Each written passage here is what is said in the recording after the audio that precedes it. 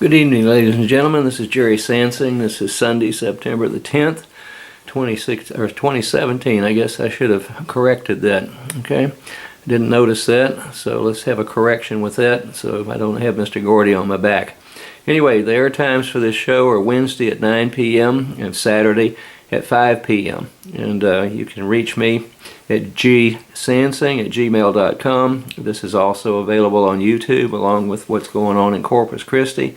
Just go into YouTube, put in Gerald, G-E-R-A-L-D, Sansing, S-A-N-S-I-N-G, and the shows will pop up. And hope we'll do this, but this is September 2017, not 16 as it indicates there. Thank you. Be right back. Okay, ladies and gentlemen, lights on, cameras rolling. I'm going to take my seat and we'll do another edition of what's South Texas News and Reviews. I did get the banner wrong, I think, with the date. This is 2017 on September the 10th. Now what I'd like to do is give you the times that this is going to air. I think I did that in the preview, but anyway, it's South Texas News and Reviews, Sunday at 9:30 to 10:30 p.m. and then Wednesday from 8 o'clock until 9 o'clock p.m. And then the What's Going On show, I did another edition of that today also, and I did use this beautiful bromeliad on it. I thought I'd keep it with both shows in case some of you fine folks only watch the one. Anyway, so the What's Going On is Monday at 9 o'clock till 9:30, Wednesday at 10 o'clock, 10:30, and then I do occasionally the Voice of Ed Bennett, which is Sunday at 8:30 p.m. and Wednesday at 5 to 5:30 p.m. So I'll leave it at that. Now I would like to say that the bromeliad is dedicated to Miss Lynn and Miss April 23, and then what I'd like to do, since I've been sitting here thinking about Hurricane Harvey and the amount of destruction it did just north of us, I feel so bad for the people between, the north side of Corpus Christi, Texas. Well, actually, we had some problems here in Corpus Christi. It wasn't fun. But we stayed mostly out of the real heavy damage. But I do know that the people up between Rockport and even Aransas Pass, Ingleside, and so forth and so on, just north of us, took it real bad. And I feel sorry for those people all the way through Houston and into Louisiana. And then to have the Gulf Coast, so to speak, now being hit by what probably the largest and most powerful hurricane that's been in recorded history, then the people of Florida, and then that's going to go up into Georgia, Alabama, Tennessee, and so forth. And it's some hard times, folks. So what I'd like to do is just take about 15 seconds and for just a moment of silence for those people, if you would please.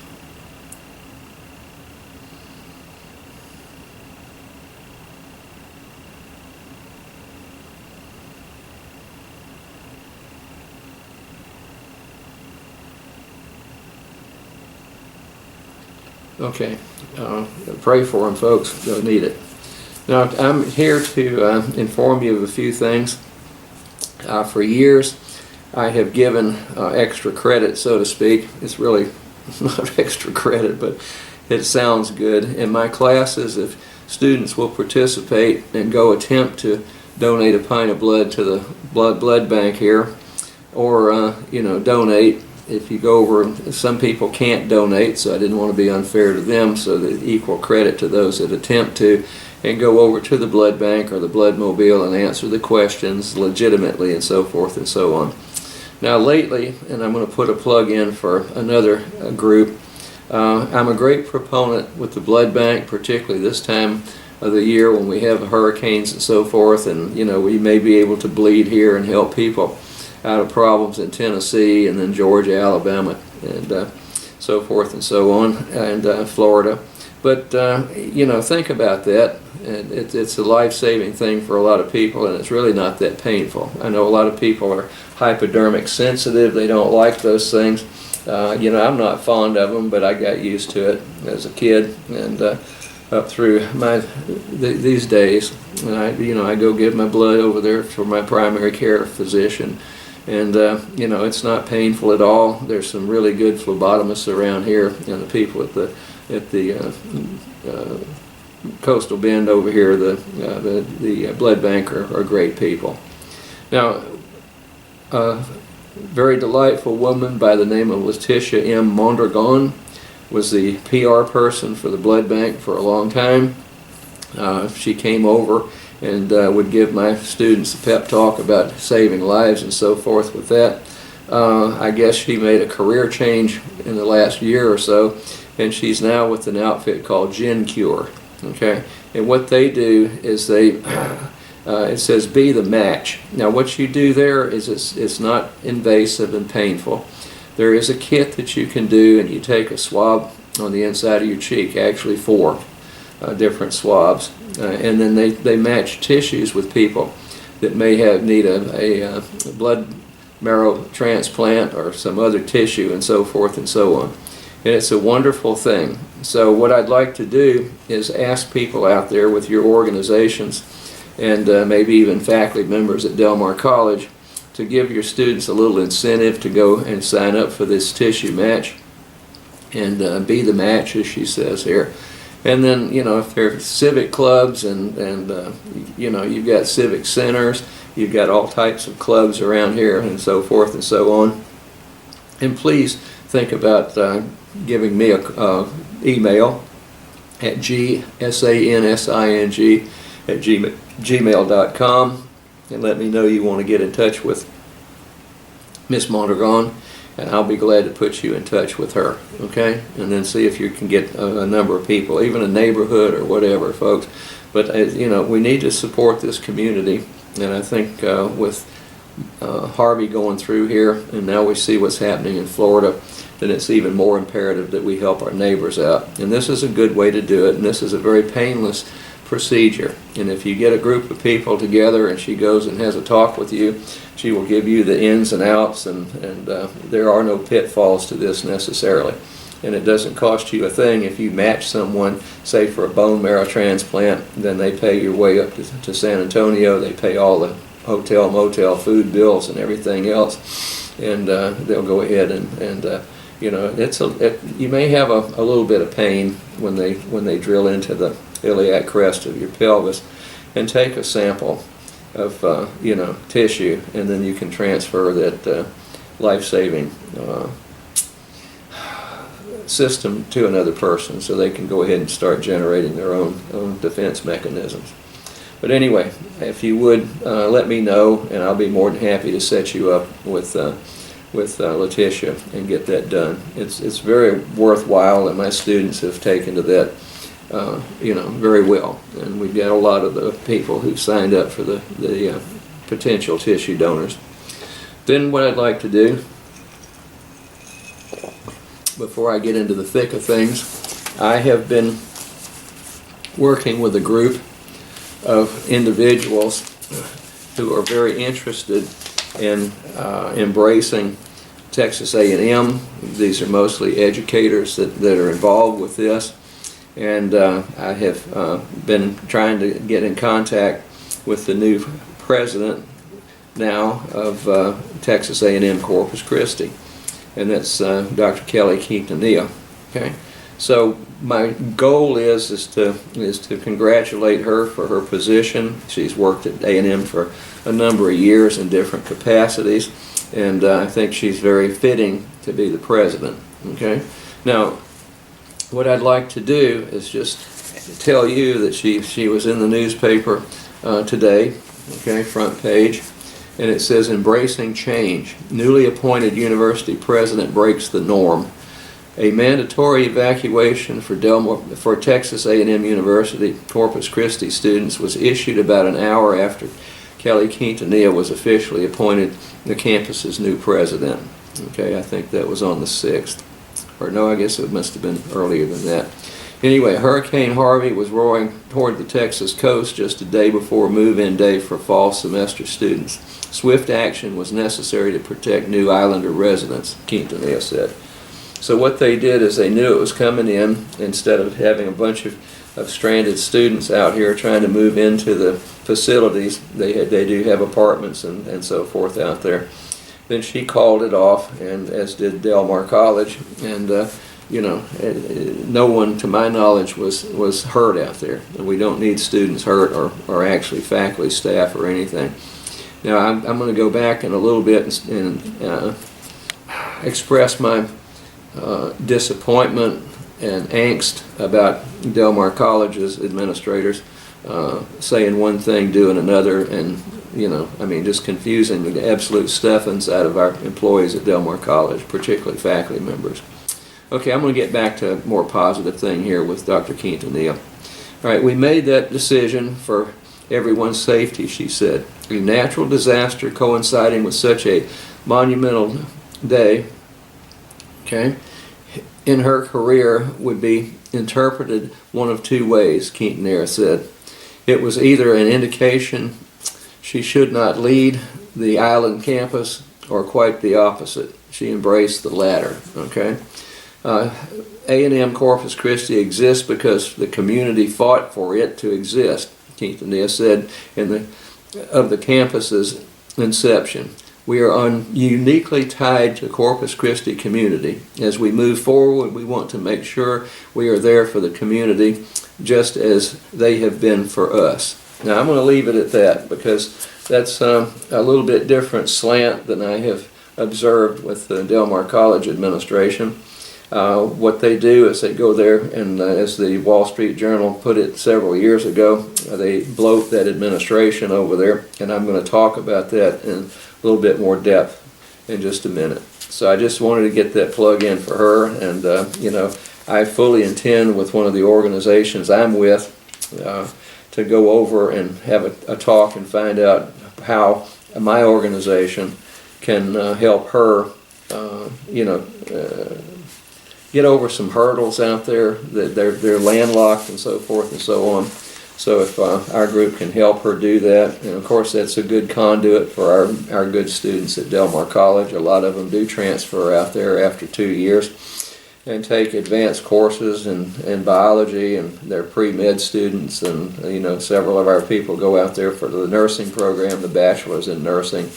So I'm all for strengthening that, and I think she's the person that will probably be able to contribute an awful lot to the success of our Del Mar students and the success of our students in this town in general. Okay. Now, another thing that was very painful for me, and this came out Tuesday on September 5th, Tony Amos helped rescue an Atlantic bottlenose dolphin discovered by Port Aransas resident Keith Donnelly in 29. Okay, founder of rehab facility for animals, dies at 80. Now that man was a great researcher. Number one, he was very compassionate. He did an awful lot for the wildlife around here and for students that wanted to pursue their educational process and become marine biologists, and people who just wanted to help out with the marine life around here. And I'd met him long ago. I've been to his rehab center over there in Port A at the Marine Science Center, and he would go out every day and walk the beaches and look for turtles that were stranded, or in this case bottlenose dolphins, or any creature that was stranded and needed some help, and had the facilities over there at Port A to see if they could turn all that stuff around. So he's saved many an animal and marine creature over there, and probably some of the not so marine. But I'm sorry to say and see you go, Tony. You're a great man and a good influence on an awful lot of students, and helped an awful lot of people around here that were non-academics to understand the impact and how much we depend on our natural resources around here, animals being a lot of those. So I just wanted to get those two items in. Then on the September 2nd, I held a meeting of the Corpus Christi Taxpayers Association, and it was a board members meeting. Anyone is invited to come to those meetings. I am the president of that group, and we've got some really good board members and a very vocal vice president, Mr. Jack Gordy, and we're getting an awful lot of things done. So in order to spread the word, what we wanted to do is possibly run some ads in the local media around here and see if we can make people aware that we are a very highly functional group and we do get an awful lot of stuff done. We do need some more voices in there and put a little more pressure on things like the city and Del Mar College to get a few things done around here. They don't think that we're much of a force, some of them. I think they know it, they just won't admit it. But we keep trying. Now, one of the things that really bothered me over the past couple of years with this city, and I'll start with them, was the non-compliance of the Americans with Disabilities Act. Okay, that's under the Department of Justice, is the ADA, and I'll just use that acronym ADA. Now, what had happened was they have certain federal rules, and then the state rules correspond to that, and the city doesn't pay any attention to their own policies and rules and laws around here. I can guarantee you that. They're too busy out here spending your money and not fixing roads and streets and sidewalks and so forth and so on. They've got a miserable history with water quality around here. We've got massive infrastructure, sewer problems, and so forth and so on. And when I've really become perturbed with that, I take a look at my utilities bill. Now, there was 1 month when I didn't do a bunch of watering. I'm here by myself. I don't have the two girls here anymore where the washer dryer's running for forever, and showers and dishwashers and stuff. But when I have a water bill for less than $20 for a month's use, and I do take a shower every day, by the way, folks, and occasionally run the dishwasher and my washing machine. But when I pay $20 for water for the amount that I've used, and then they bill me $120 to $130 for wastewater, something stinks there. So you people, I know, are aware of that. I want you to go in and look at your utility bills and see how much money they're charging you for wastewater. Now, if you don't generate wastewater, how can they charge you for that? Okay. I know that they've let Corpus Christi, Texas, the city of, and all of its infinite wisdom over there with all of the council members and a lot of the department heads and so forth and so on, and the attorney, city attorney, they are prone to not take care of problems. It's called deferred maintenance.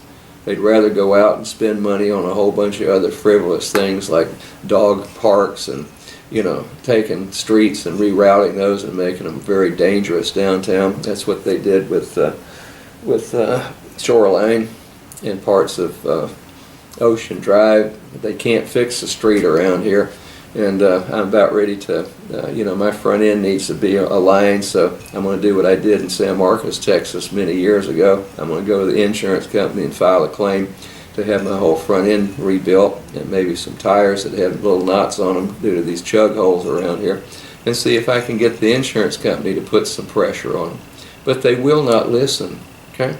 Now, the ADA compliance has really got me rather perturbed around here. Now, being a service brat and seeing people come back from World War II, I go back that far when I was a kid, and Korea and Vietnam, and then some others after my dad passed away. In the Desert Storm, he was still alive then. Now we see Afghanistan and Iraq and all these other places that they're being blown up and maimed and so forth. There are some people who sacrifice a great deal, folks. Ultimate sacrifice is your life. We still have a lot of funerals and stuff, unfortunately. And I wish we'd get a little bit tougher and end some of that mess that we've got going on. But, that may be a pipe dream on my point, because generally I don't think Americans, they don't, a lot of them don't give a damn these days about what's going on, okay, which is a shame.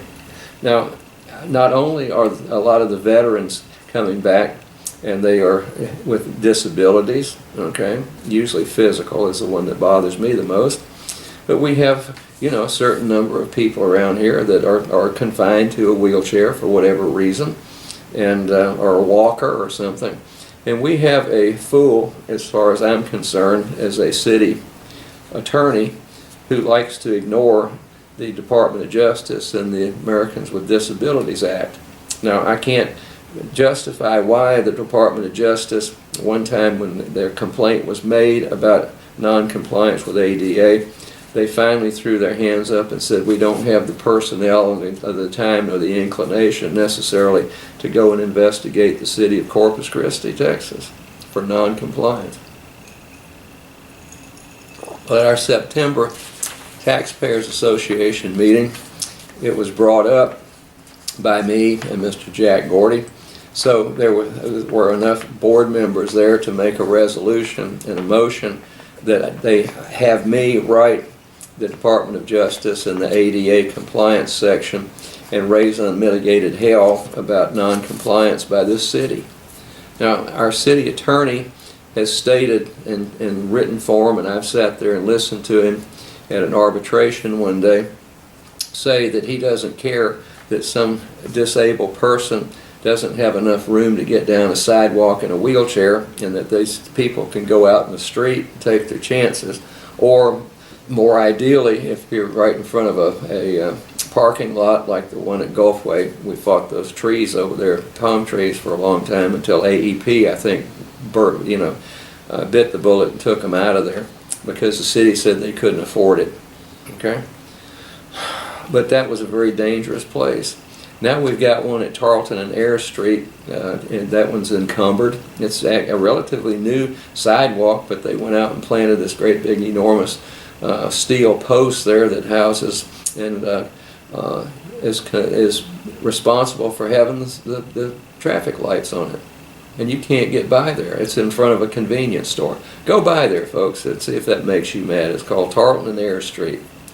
And take a look at that. So again, what we were told was by this illustrious city attorney is that they can go through the parking lot of the convenience store, or they can chance it and just go right out there in Ayers and go down a block in the street and risk getting run over by a bus or some of those speeders, and it's a very busy street along Ayers and Tarleton there, and there's some real crazy people driving. I don't have to tell you how nutso a lot of these drivers are around this town. They've got absolutely no sense. Okay, they're a bunch of morons as far as I'm concerned, and they drive like they've never seen safety of any kind before, and it's all about me, me, me. It's a very greedy process. So I've got that plug in there. So I am going to write ADA. Now, what I'm going to do also is see if I can stir up the Veterans Administration to the point where they will step in and say, we're not going to have any more of this stuff over here. And I just happen to have a list here somewhere. I've gone to the Viva magazine and the Caller Times also, and they have military meetings and reunions. So there's a whole list of veterans groups here, and military groups and so forth and so on, and I guess I'm just going to have to bite the bullet and start attending some of these meetings and see if we can stir things up, okay? Now, Corpus Christi Colorguard is at every function, and then you've got the military band around here, and why they're not in the middle of city council at the meetings and pointing to Mr. City Attorney and saying, what is it about the safety of disabled that you don't understand and you don't really give a damn about? So here are some of the meetings I'm going to attend. Veterans of Foreign Wars, Post 2397, and then we've got a free support group and certified volunteer facilitator. That's the Veterans Free Support Group. Veterans of Foreign War, again with 2397. The Corpus Christi Mayor's Committee for Veterans Affairs. Now, Mr. McComb, I haven't heard you raise your voice, and it's been very frustrating for a lot of us to have our president. I can't make a lot of the city council meetings because I'm doing a quadruple overload, usually classes, which takes me from on Tuesday, Thursday from 8 o'clock a.m. until about 10 o'clock p.m. on both days, and then I've got a little break on Monday, Wednesday from 1 until about 10 in the evenings on those 2 days. So I have to miss a lot of these council meetings. And so Mr. Gordy goes. He's retired military. But here it is, the Corpus Christi Mayor's Committee for Veterans Affairs. Okay? Now, I would think that the mayors, I don't think that Mayor Martinez did a hell of a lot. She didn't care either. She turned the city attorney loose on some things that are just despicable. Okay? But I'm going to ask Mr. McComb if he watched this thing, or I'm sure that the city attorney does, and I know a lot of people at Del Mar College do, you know, administrators and so forth and so on. But I would like to ask you to sit down with me and inform me one-on-one why you won't put the ADA problem on the city council, and make everybody aware down there that it's a crime in this town that you people are treating the disabled like a bunch of third-rate citizens. You don't care about them. I mean, that's my assessment. Maybe you do. Okay? Now, and then we have a post-traumatic stress disorder support group, and then we've got the E.G. Paralysis Disabled American Veterans Chapter 150. I'm going to make that one for sure and see if we can get them on the TV. Okay?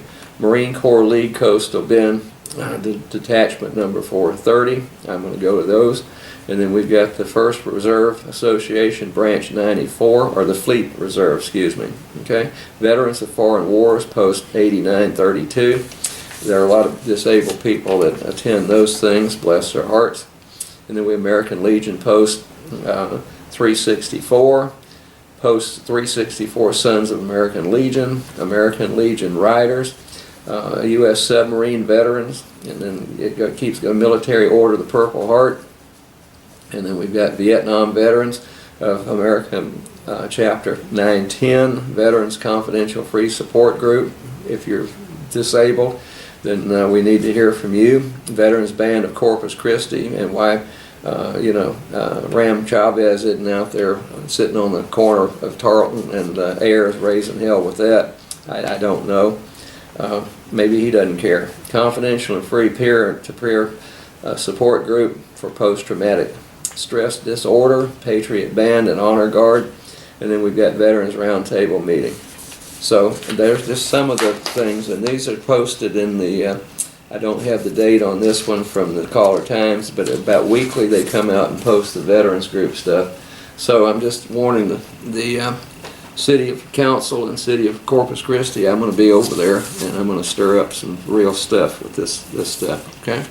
And I just happen to have the address here to file an ADA complaint by mail, which I'm going to do Monday. Today's Sunday. I'll have it out in certified return receipt this Monday on the 11th. U.S. Department of Justice, 950 Pennsylvania Avenue Northwest, Civil Rights Division, Disability Rights Section, 1425 NYAV, whatever that means, Washington, D.C., 20530. Okay, and then I can do it by fax and so forth and so on. I think I'd rather do the certified return receipt. Now, I did that with the Freedom of Information group of Texas, it's called, okay? And I got the certified return receipt letter back after a month and a half the other day. So I'll if I've got time, I'll discuss that group. They tried to solicit money from me. They screwed me around a couple of years ago. I ain't buying it, okay? And so forth and so on. Now, another thing that happened was the fact that we have some Board of Regents member meetings around here lately, okay? Now, I want to tell you fine folks that there was a lot of money donated to the political action group. It was called Del Mar College Works, or Del Mar Works, and it was in support of buying 96 acres, or no, they've already bought the 96 acres of swampland. It was for a bond, I mean, to ask you for about $139 million to start phase one of a Del Mar College South, or Southside campus they call it, so that we can eventually, after $500 million, there are going to be 3 more bond issues for that to get it finished, to house 20,000 students. Now we're just under well, we're under 12,000 now, because 20% plus of the students that are registered at Del Mar College, and they count as fully registered, they pay a third of the tuition that the regular students do, the credit students do, but it's called dual credit. So we're up to about 20 some odd percent of our total enrollment is dual credit, and they do not come to campus, the vast majority of them. Del Mar pays people to go out to the outlying high schools and so forth. Okay? And when you look at grades on some of those classes, folks, versus the ones that are taught on campus, then the grades are highly inflated. I just want to throw that at you. So something's, and that's not doing the students any good to just build them up and think that they're doing great things with these classes, and then they get out and go to real classes in college and get their ears pinned back. Now, there was a lot of money donated by contractors, engineers, and particularly architects to that Del Mar Works. Okay? Now, I go through, and I'm going through some of my files with the former Taxpayers Association memorabilia and so forth, but there was an attorney here, Glenn A. Pugh, and this was written in January 6, 98. It came out in the Caller Times, and it says, Glenn A. Pugh is a Corpus Christi attorney. He urged the city to set up its own electric distribution system in a previous forum column. Okay? Now, it says here, Mr. Pugh wrote, 4 opportunistic individuals and attorney Bill Whittle, a Del Mar regent, have offered Del Mar College a large reduction in electrical rates. The proposal, as described in the Caller Times, is for a 20% reduction in electric rates under a 10-year contract.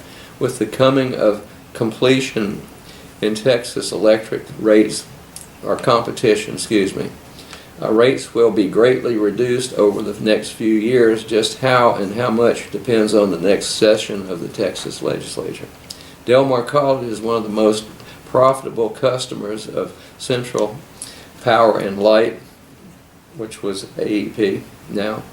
With the use of latent storage, Del Mar College will be entitled to and will be getting greatly reduced electric rates. But Del Mar College should do some shopping before it commits to a long-term fixed contract.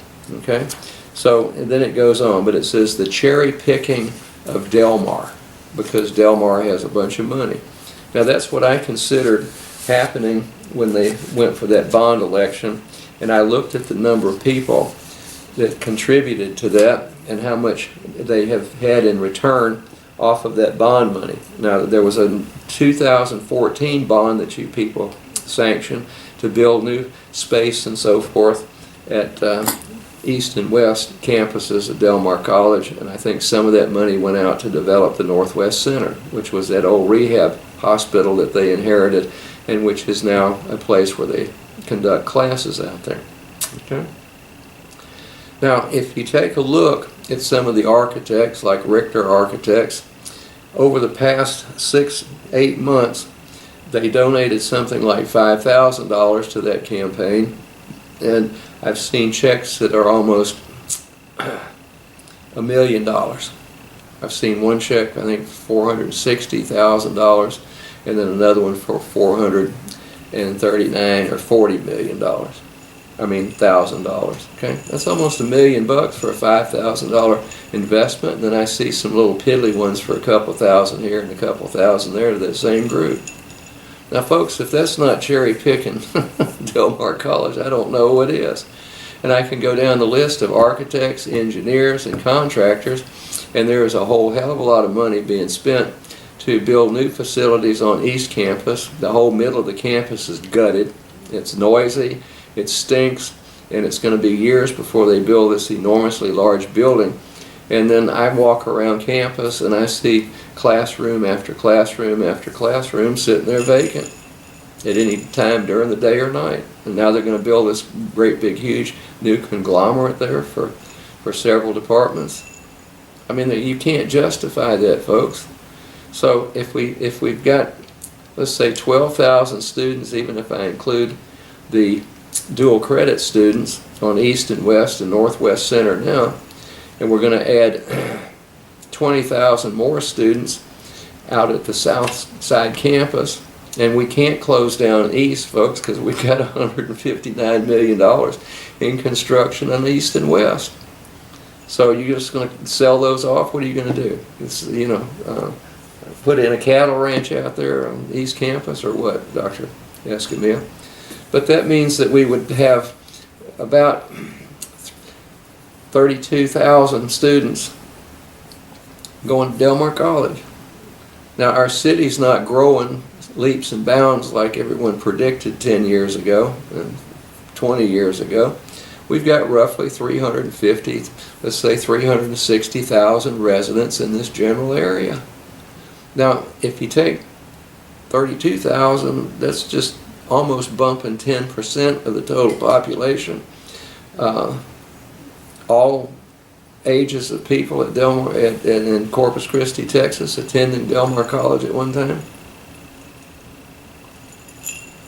Now, one of the biggest campuses is Lone Star up around Houston, and they serve only 3.5% of the population.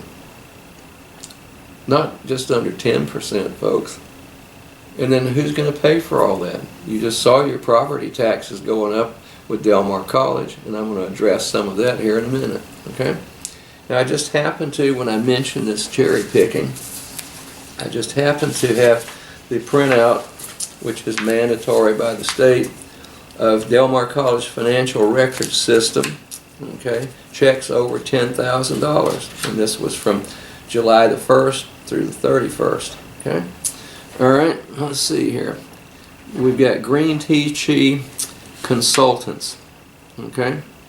That's $21,699.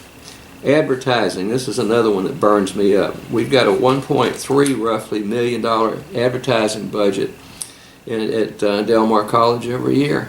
Now, how many people in this town need to be reminded that we've got Del Mar College, and if you want to go take some of their courses to go over there, you can look up registration online. But we get everything. That was Moorhead Dotson and Associates, $63,010.15. Shoreline Plumbing, let's see, Urban Engineering Consultants, they tossed in some money on the Del Mar College, or the Del Mar Works. They also backed Mr. Trey McCampbell, who's the chair of the Board of Regents. He's a vice president of a bank around here. He got plenty of high-rolling friends. As a consequence, he's the one that claimed that he was the only CPA on the Board of Regents, and then that was pointed out by somebody. I don't know who would do something like that, despicable, to Channel 6, and he was there in tears saying to Jessica Savage that he was a CPA in the past, but he didn't know that he couldn't claim to be currently. Now, that's part of their ethics, folks, that they have to take an ethics test when they apply for that CPA. So I'm not buying it, Mr. McCampbell. And then Barcom Construction, they donated Urban Engineering $37,226.68. That's just for 1 month. Okay?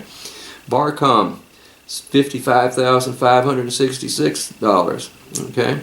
And then we've got Craft Training Center. I don't know why we're paying them $26,000 for a third-party expense. I'm going to have to investigate that one. Texas Gulf Coast, JATC, I don't remember them as contributing to that. Consultants, $12,315. Let's see, contractors here. Weaver and Jacobs Contractors. I'd have to look it up and see if they donated to Mr. McCampbell or to the Del Mar Works. But that was $407,334 and some odd cents. Here's Moorhead and Dots Associates again for advertising, $12,495. And then we've got Hannon Hill Corporation, 11,000 consultants. Moorhead Dots and Associates again, $74,799. So how many dollars are we looking at between 63? 74,000, and there was another one in here I think they had. Yeah, it was let's see. How much was that one? It was over $10,000 if it was in here. Okay? So I don't know. What can I tell you? Lord, yeah. Okay, yeah, it was $12,000. Okay, and let's go down the line here. We paid dues for $10,344. That's SACS. That's the one that is our accreditation people that have got their eyes closed most of the time to the massive problems we've got here, like hiring and promoting a guy with to this chief financial officer who'd never had an accounting degree in his life. SACS was the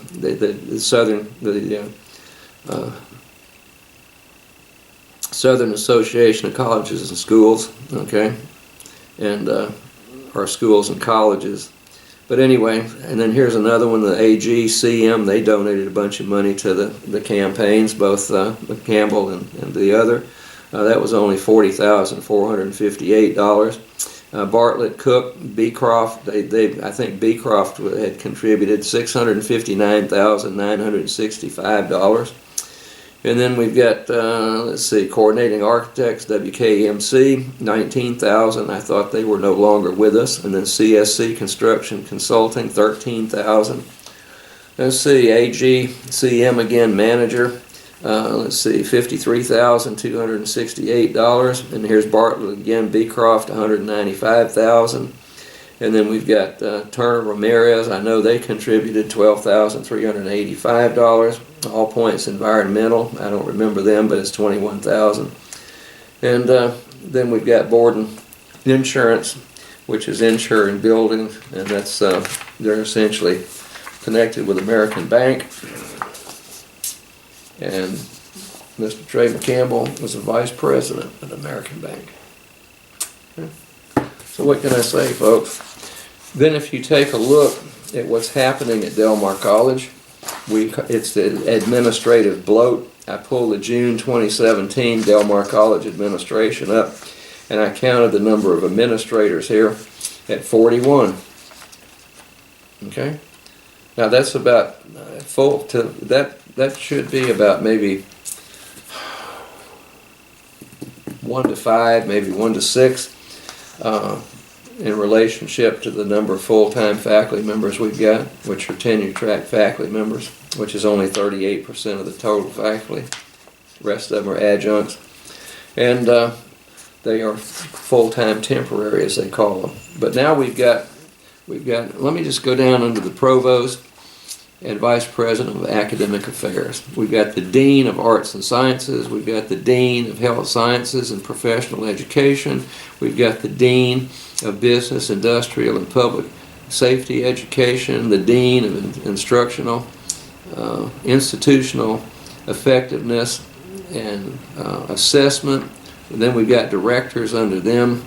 Director of libraries, director of early college programs, the director of Stone Writing Center, and then under our in-house counsel or general counsel, Mr. Augustin Rivera, we've got our chief of security, and we're building a large, we're going to have our own police force over there at the tune of about $500,000. I don't see any problem with what we've got with hiring that security company. Chief Financial Officer, and under there we've got Comptroller and Director of Purchasing and Business Services.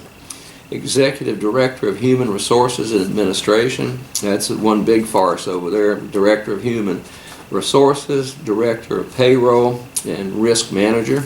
Okay, that one's a real trip, folks. I'm going to have to tell you about that group. They're the ones that thought that anti-Semitic remarks made in public is humorous.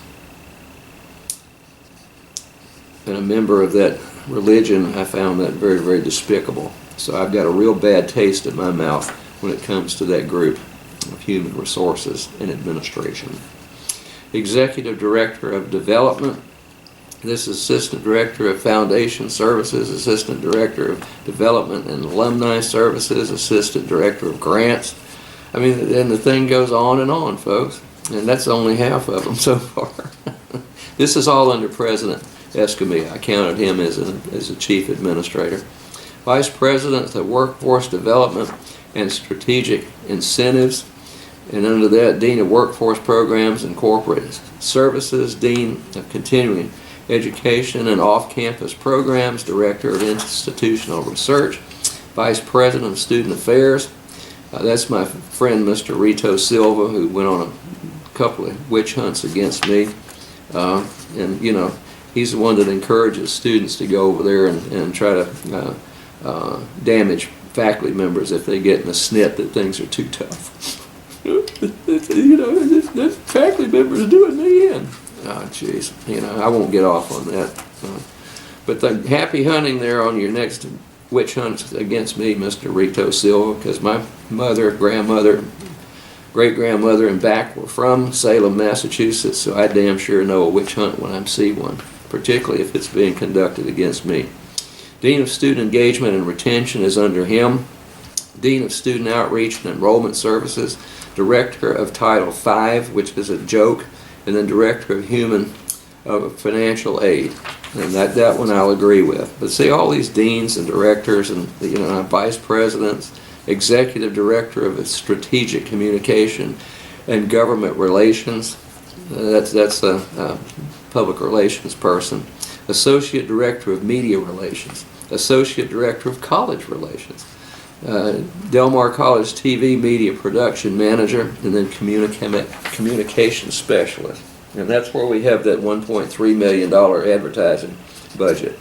And, you know, like I say, how many people don't know about Del Mar College and need to be directed over there? And then Chief Information Officer, Director of Operations and Programming is under him, Director of Network and Technical Services, Director of IT Web Services, and Director of Physical Facilities. Okay? Now, what in the world is the physical facilities doing under the information officer?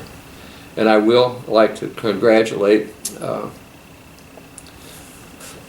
one of our assistant, or I guess he was interim Director of Physical Facilities, Charles Miller. He was due to retire, and then when the hurricane hit, and this was in the Caller Times, and bless his heart, he extended his time for retirement in order to accommodate students. So Charles, we're going to miss you, buddy.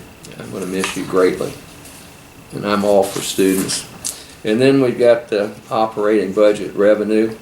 And you know, you can see there's an increase of 9%. It's 79 or 7.9 million, and there's nothing in there for instruction. That's for 1.9 million. They finally gave us a raise as the employees at Del Mar College, but none of that's going to go back into the instruction budget's been frozen for several years, but we have administrative services and, you know, like $25 million. It's for whatever they want to do, and it's not specified. And I can't get a line item budget during this voting cycle for the budget this year. And neither can a bona fide real Mr. McGamble CPA that's on the Board of Regents, and he's asked for it. I've asked for it at the council, at the Board of Regents meetings for a copy of that, so I'd know what the hell's going on over there. I can't get it. It's not in the public. Nobody can get it. And that Board of Regents member that asked for it at least a month or so ago, he hasn't received it either. But we get all this manure out, and they give us the administrative spin on the budget and how great it's going to be with 3 PowerPoint slides presented to them. 7 out of the 9 of them sit there like a bump on a pickle, not absorbing anything. 2 people wanted line item budgets, and they did not get those. I wanted one. Faculty Council now wants one because the faculty knows they're being screwed over there. And, you know, they're up in arms about that. I went to the Faculty Council meeting 2 days ago. I got it firsthand. Okay? So, anyway, you know, what can I say? And so they said the chair's report noted that Mr. Bennett found problems with the budget of those 3 PowerPoint presentations. One of them was off by $1.5 million, which Mr. Bennett picked up on in about 2.5 nanoseconds and asked about that, and they said, oh, well, it was just a mathematical error. Who cares about $1.5 million of taxpayers' money? Okay. And then I've been on them I don't, because I very rarely get a dual credit student, but there was another big discussion at faculty council meeting whether the people that teach and our stuff have dual credit students stuffed down their throats, that the Department of Dual Credit, whatever they call it over there, dictates how many students that a full-time faculty member can put in a regular college class. And that can be unsafe, number one, if it's a science class. And then, you know, they want all these special privileges. They want us to give midterm grade, and, you know, we need to do this and we need to do that, which we don't do for our normal students. And they just think that they can dictate to the full-time faculty, and unfortunately the administration condones that and sits over there on their butts and does nothing to protect the full-time faculty members. And we do have no rights, folks. I've had it quoted by an outside source, FERPA, which is the Department of Education, that's the students' security for grades and so forth and so on, tell me that if we have a problem and can't get information, then go to our faculty rights policies. We have none at Del Mar College, and I've been after the faculty council for over 2 years to form a faculty rights policy development group. They sort of kind of did it. It's gone nowhere. And this time the chair of the faculty council asked if there were anybody that was not faculty council. See, I served 3 years and was president of that group in the 90s, and then I took over 2 years for a faculty member that left prematurely. So I've been on faculty council for 5 years. I went through a hell of a time with the president, my last year as president, on that first 3-year tour, trying to fire 2 faculty members for absolutely nothing. I mean, it's miserable over there. So anyway, I asked as a non-faculty member to go on that committee. I don't know if anybody's got the backbone to put me on there, but I told them I wanted to be on it. And I've requested it for about 3 years that that policy be drawn up to give the to give a little bit of bite to the faculty. I mean, we're treated like dirt over there. And then, you know, I mentioned some of this stuff to them, my concerns. I said we need to accelerate the drafting of the faculty rights policy. This administration is totally out of control when it comes to allowing students to dictate policies and demean faculty members. Remember, only 38% of the Del Mar College faculty are tenure track. Okay? And, you know, that school tries to intimidate faculty members on a daily basis. You know, good luck with me, folks. I guess I'm too stupid to be intimidated, but, you know, I'm not going to take a bunch of administrators, non-academic people, and try to tell me how to run my class.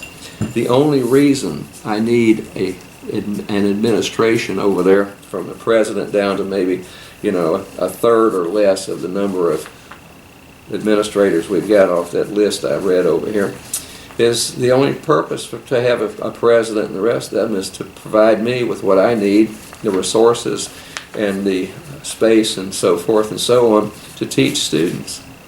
What other, are you faculty, I mean, are you taxpayers out there wanting me to do more than that?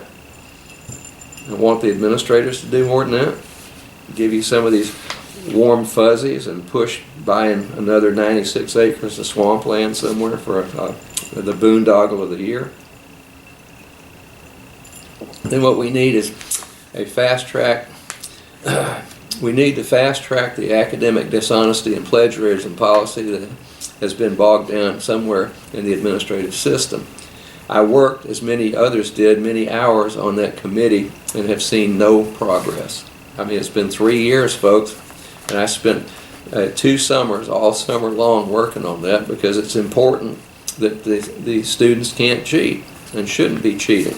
Turning in the same term paper for 15 different classes. That's plagiarism, folks. Or going online and getting a canned report and printing it out and turning it in their name. That's plagiarism. I mean, it's academic dishonesty.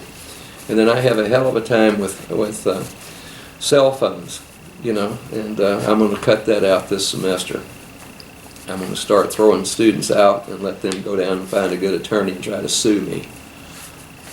I've asked Del Mar College to fire me in the past, and all I get back is, well, Dr. Sansing, we can fire you, but you can't request to be fired. Now, I ask you taxpayers out there, what the hell does that mean? All right, we need to reestablish the faculty evaluation of administrators' processes and forms. Now, the faculty comes in and evaluates me. They also get other faculty members to evaluate faculty members, and that all is supposedly going into your personnel file for promotions and stuff. But when I asked to see my personnel file a while back, there was an awful lot of information missing, folks. And that's when they go after you and destroy certain items. I guess, I don't know, or maybe they can have a second file. I requested that information. Okay? Now, here I made the statement. I have served on faculty council for a total of 5 years. I was the chair of the faculty council the 3rd year of my tour, and that year was when President Buddy Venters attempted to fire 2 tenured faculty members for a very minor problem. Then I took over the last 2 years of a faculty member's term after he left abruptly several years ago. Those were the days we were told by the administration that even with year-end profits of $5 to $12 million, no raises were provided because the college was broke. All right. I am the president of the Corpus Christi Taxpayers Association, and our motto is silence is not the answer. So I'm going to pass that on to you, fine folks. And I'm winding down. Now, another thing that bothers me is at this meeting in 2 days, on September 12th, today's the 10th, the majority of the Board of Regents members are going to go try to censure Regent Dr. Guy Watts one more time. This will be the 4th one.